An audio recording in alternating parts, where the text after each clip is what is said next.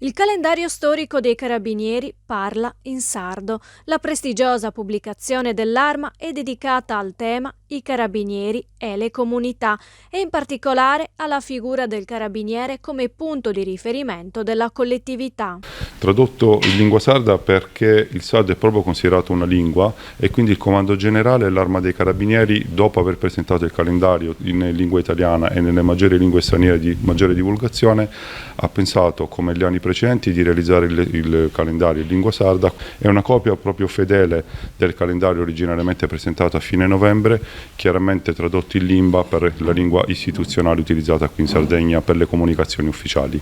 Le 12 storie, una per ogni mese del calendario, scritte dal giornalista Massimo Gramellini, raccontano alcune delle imprese più eroiche compiute dai militari e che hanno a che fare con la quotidianità. Il calendario è realizzato da Pininfarina, quindi si vede la mano del designer.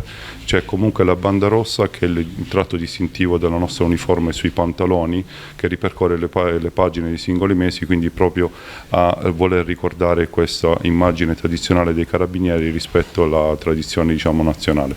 Su calendario storico des Arma des Os Carabineris evidenzia il forte legame dell'Arma dei Carabinieri con la Sardegna.